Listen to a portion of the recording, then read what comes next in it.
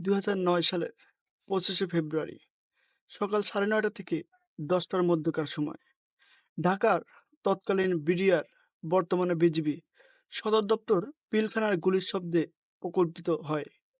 তীব্র গুলির শব্দে আশপাশের এলাকার মানুষ তখন হতবিহ্বল। কোথায় গোলাগুলি হচ্ছে এবং কেন হচ্ছে সেটি কেউ বুঝে উঠতে পারছিলেন না। শহর জুড়ে বেশ দ্রুত ঘটনা ছড়িয়ে যায় সবার মুখে মুখে। ঢাকার রাস্তায় সেনাবাহিনীর সাঁজোয়া যান ও সৈন্যদের আনাগোনা দেখে কারোর বুঝতে অসুবিধা হয়নি যে পরিস্থিতি স্বাভাবিক নয়। এক পর্যায়ে জানা গেল গোলাগুলি চলছে পিলখানার ভেতরে। সেখানে বিডিআর সদস্যরা বিদ্রোহ করছেন এমন খবর বেশ দ্রুত ছড়িয়ে পড়ে। 15 বছর আগের সেই বিডিআর বিদ্রোহে 50 জনের বেশি সেনা কর্মকর্তা নিহত হন। শেখ হাসিনার নেতৃত্বে আওয়ামী লীগ সরকার গঠন করার 50 দিনের মধ্যেই তাদের সামনে এক কঠিন চ্যালেঞ্জ আসে। তখন সরকারের ভেতর কি চলছিল এবং সেই পরিস্থিতি তারা কিভাবে সামাল দিয়েছিল, এই লেখায় সেদিকে ফিরে তাকানো হয়েছে। প্রধানমন্ত্রীর তৎপরতা। পিলখানায় বিদ্রোহের খবর যখন ছড়িয়ে যায় তখন মন্ত্রীরা সচিবালয়ে গিয়ে তাদের দাপ্তরিক কাজ শুরু করেছেন। পিলখানার ঘটনা তৎকালীন মহাজোট সরকারের মন্ত্রীদের মধ্যে উৎকণ্ঠা তৈরি করছিল। বিদ্রোহের খবর শোনার পর মন্ত্রীরা একে একে সচিবালয় থেকে বের হয়ে প্রধানমন্ত্রীর বাসভবন যমুনার দিকে রওনা হন। মন্ত্রীরা সচিবালয়ে তাদের অফিসে যাবার ঘণ্টাখানেকের মধ্যেই বিডিআর বিদ্রোহের খবর শুনতে পান। এ সময় তারা নিজেদের নানা কর্মসূচি বাতিল করে দ্রুত মিন্টো রোডে অবস্থিত প্রধানমন্ত্রীর বাসভবন যমুনায় যান। সেখানে কয়েকজন সিনিয়র মন্ত্রী প্রধানমন্ত্রী শেখ হাসিনার সাথে বৈঠক করেন। তখন মানুষের আগ্রহের কেন্দ্রবিন্দু ছিল মূলত তিনটি জায়গা। প্রথমত, পিলখানায় কি ঘটেছে; দ্বিতীয়ত, ক্যান্টনমেন্টের প্রতিক্রিয়া কি হয়েছে; তৃতীয়ত, প্রধানমন্ত্রী কি বলছেন। প্রধানমন্ত্রী শেখ হাসিনা তখন বাস করতেন মিন্টো রোডে রাষ্ট্রীয় অতিথি ভবন যমুনায়। পিলখানার বিদ্রোহের খবর ছড়িয়ে যাবার সাথে সাথে তিনি দফায় দফায় বৈঠক করেছেন। প্রথম বৈঠকটি তিনি করেন মন্ত্রী পরিষদের সদস্য ও আওয়ামী লীগের সিনিয়র নেতাদের সাথে। প্রায় 1.5 ঘন্টা এই বৈঠক চলে। সে বৈঠকে সিদ্ধান্ত হয় যে প্রধানমন্ত্রী পরিস্থিতি নিয়ে জাতির উদ্দেশ্যে ভাষণ দেবেন। বিদ্রোহ দমন করার নানা খুঁটিনাটি এবং এর রাজনৈতিক দিক নিয়ে প্রধানমন্ত্রী আলোচনা করেন মন্ত্রীদের সাথে। শক্তি প্রয়োগের মাধ্যমে তাৎক্ষণিকভাবে বিদ্রোহ দমন করতে গেলে সেটির পরিণতি কী হতে পারে তা নিয়েও আলোচনা হয়। শক্তি প্রয়োগের বিষয়টিকে সর্বশেষ উপায় হিসেবে বিবেচনা করা হয় সরকারের তরফ থেকে, যার প্রতিফলন পরবর্তীতে প্রধানমন্ত্রী জাতির উদ্দেশ্যে যে ভাষণ দিয়েছেন সেখানে দেখা যায়। এরপর প্রধানমন্ত্রী বৈঠক করেন সেনা, নৌ ও বিমান বাহিনীর প্রধানদের সাথে। সে বৈঠকে সার্বিক পরিস্থিতি পর্যালোচনা করা হয়। এরপর প্রধানমন্ত্রী বৈঠক করেন আওয়ামী লীগের রাজনৈতিক শরিক অন্যান্য দলের নেতাদের সাথে। বিভিন্ন বৈঠকে যেসব কথা আলোচনা হয় তার মধ্যে উঠে আসে যে বিদ্রোহী বিডিআর সদস্যদের হাতে ভারী অস্ত্রশস্ত্র রয়েছে। তাছাড়া পিলখানার অবস্থান ঢাকার অন্যতম জনবহুল এলাকায়। বিদ্রোহীদের দমনের জন্য সেনাবাহিনী যদি শক্তি প্রয়োগ করতে যায় তাহলে বিডিআর সদস্যরাও সেটি প্রতিহত করবে। ফলে সংঘাত আরও বড় আকার ধারণ করতে পারে। এতে সাধারণ মানুষের অনেক প্রাণহানি হতে পারে বলে আশঙ্কা করা হচ্ছিল। সেজন্য আলোচনার মাধ্যমে সংকট নিরসনের উপর জোর দেওয়া হয় বৈঠকগুলোতে। তৎকালীন বিভিন্ন সংবাদপত্রের প্রকাশিত রিপোর্টে জানা যায়, তিন বাহিনীর প্রধান বিকেলের দিকে আবারও প্রধানমন্ত্রীর সাথে বৈঠকে বসেন। আলোচনার উদ্যোগ। বেলা 11টা থেকে 11:30টার মধ্যে তৎকালীন স্থানীয় সরকার প্রতিমন্ত্রী জাহাঙ্গীর কবির নানক এবং হুইপ মির্জা আজম পিলখানার দিকে যান। তখন পিলখানার ভেতর থেকে গুলির শব্দ পাওয়া যাচ্ছিল। এমন অবস্থায় তারা পিলখানার কাছাকাছি যেতে পারেননি। তারা কয়েক ঘন্টা বেশ খানিকটা দূরত্বে অবস্থান করে। হ্যান্ড মাইকে নিজেদের পরিচয় দিয়ে তারা বলেন, প্রধানমন্ত্রী তাদের পাঠিয়েছেন আলোচনার জন্য। গোলাগুলি বন্ধ করে বিদ্রোহীদের জওয়ানদের আলোচনার বসার আহ্বান জানান জাহাঙ্গীর কবির নানক ও মির্জা আজম। হ্যান্ড মাইকে ঘোষণা দিয়ে তখন তারা দুটি মোবাইল টেলিফোন নম্বরও দেন এবং সেই নম্বরগুলোতে যোগাযোগ করার আহ্বান জানান তারা। কিন্তু তাদের এসব কথায় গুরুত্ব দেয়নি বিদ্রোহী জওয়ানরা। তবে বেলা 3টার দিকে জাহাঙ্গীর কবির নানকের সাথে যোগাযোগ করেন একজন বিডিআর কর্মকর্তা। এরপর বিদ্রোহী জওয়ানরা ধীরে ধীরে শান্ত হয়ে আসেন এবং গুলির শব্দ কমে আসে। বিকেল ৩টার দিকে জাহাঙ্গীর কবির নানক ও মির্জা আজম সাদা পতাকা হাতে পিলখানার ভিতরে প্রবেশ করেন। যমুনায় বৈঠক। সন্ধ্যায় প্রধানমন্ত্রীর বাসভবন যমুনায় বৈঠকে বসেন বিডিআরের ১৪ সদস্যের একটি প্রতিনিধি দল। বিকেল ৪টা থেকে সন্ধ্যা ৬টা পর্যন্ত এই বৈঠক চলে। দৈনিক প্রথম আলো পত্রিকায় প্রকাশিত খবরের মাধ্যমে জানা যায়, বিদ্রোহীদের প্রতিনিধি দল যখন প্রধানমন্ত্রীর সাথে বৈঠকে বসেন তখন যমুনায় উপস্থিত ছিলেন ৩ বাহিনীর প্রধান, কিন্তু তারা সে বৈঠকে উপস্থিত ছিলেন না।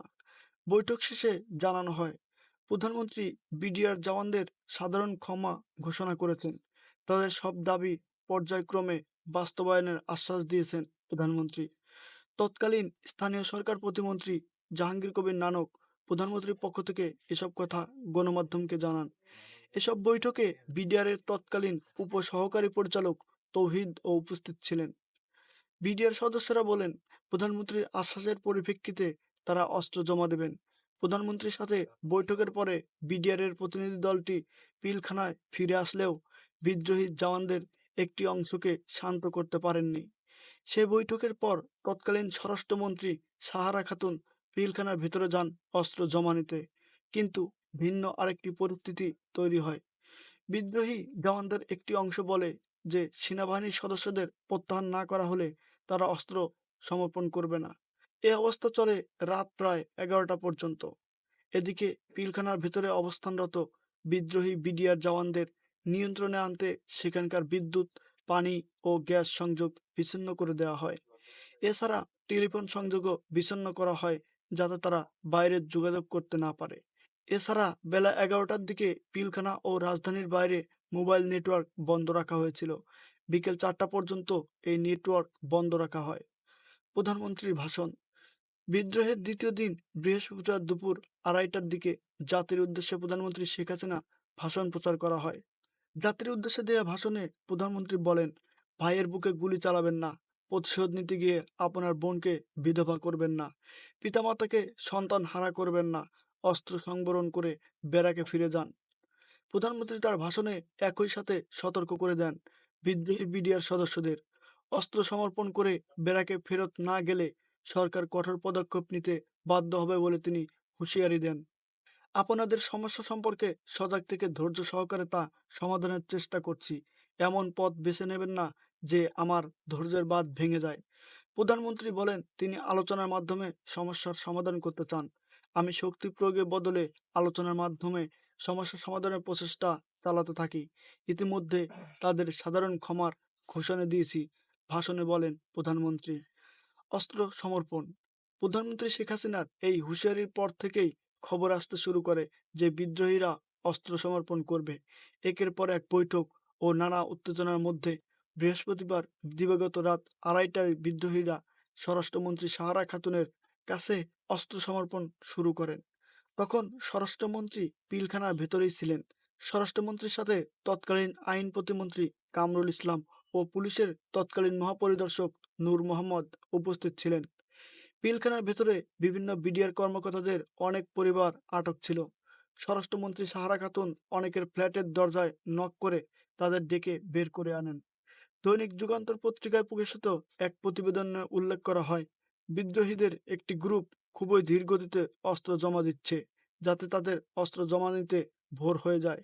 তাদের মধ্যে ভয়, আতঙ্ক বিরাজ করছে যে অস্ত্র জমা দেওয়ার পর তাদের বিরুদ্ধে অ্যাকশন নেওয়া হতে পারে অথবা আক্রমণ হতে পারে।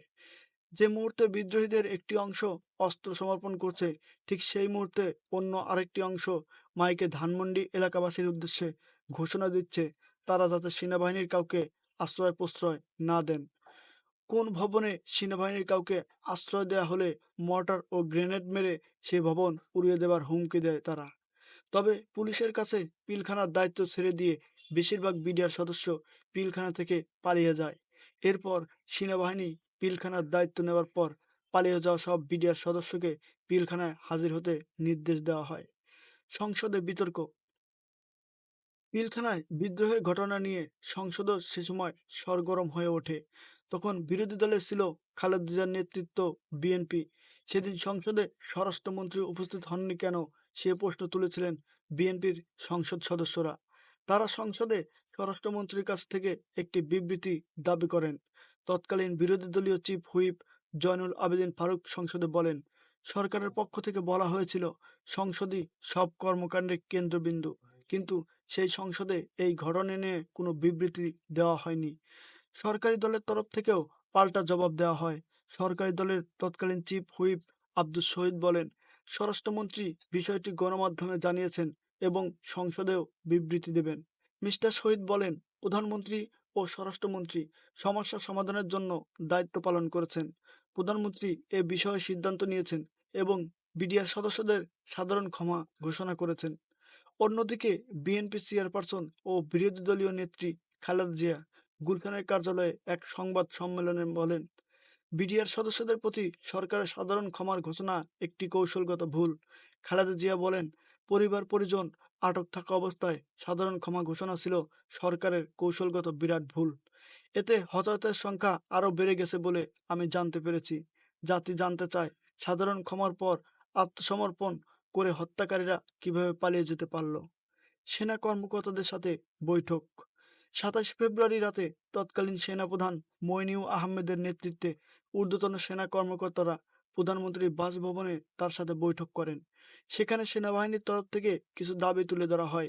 বৈঠক শেষে মইনুল আহমেদ সাংবাদিকদের বলেন, সারা দেশ থেকে সেনাবাহিনীর সদস্যদের কাছ থেকে কিছু পয়েন্টস বা দাবি তারা সংগ্রহ করেছেন এবং সেগুলো প্রধানমন্ত্রীর কাছে তুলে ধরেছেন। প্রধানমন্ত্রী সেসব দাবি বিবেচনায় আশ্বাস দিয়েছেন বলে তিনি উল্লেখ করেন। সে বৈঠকের কথা উল্লেখ করে দৈনিক প্রথম আলো পত্রিকায় তাদের প্রতিবেদনে লিখেছিলেন, প্রধানমন্ত্রীর সাথে বৈঠকে সেনাবাহিনীতে পদোন্নতির ক্ষেত্রে সরকারের হস্তক্ষেপ না করা, সেনা কর্মকর্তাদের হত্যার ঘটনায় জড়িতদের কোর্ট মার্শাল করে সাজা দেওয়ার দাবি তুলে ধরা হয়। এই বৈঠকের পরে সেনাবাহিনীর তৎকালীন principal staff officer lieutenant general M মুমিনের একটি বিবৃতি বাংলাদেশ টেলিভিশনে প্রচার করা হয়। সেখানে তিনি বলেন, বিদ্রোহীদের দ্রুত বিচার ও দৃষ্টান্তমূলক শাস্তি দিতে বিশেষ ট্রাইব্যুনাল গঠনের সিদ্ধান্ত নিয়েছে সরকার। জেনারেল মুবিন বলেন, প্রধানমন্ত্রী শেখ হাসিনার ঘোষিত সাধারণ ক্ষমার অর্থ এই নয় যে যারা সেনা কর্মকর্তাদের হত্যা করেছে, বিদ্রোহ সংগঠিত করেছে এবং অগ্নিসংযোগ ও অন্যান্য জঘন্য অপরাধ করেছে তাদের জন্য তা প্রযোজ্য হবে। জেনারেল মুবিনের এই বিবৃতি স্পষ্টতই সেনাবাহিনীর কর্মকর্তা সদস্যদের আশ্বস্ত করার জন্যই দেয়া হয়েছিল, কারণ বিষয়টি নিয়ে সেনা সদস্যদের মধ্যে ক্ষোভ বাড়ছিল। অন্যদিকে দিনের বেলায় পিলখানার ভেতরে গণকবর থেকে ৩৮ সেনা কর্মকর্তার মরদেহ উদ্ধার করা হয়। সব মিলিয়ে বিডিআর বিদ্রোহের ঘটনায় ৫৭ জন সেনা কর্মকর্তা সহ ৭৪ জন নিহত হয়।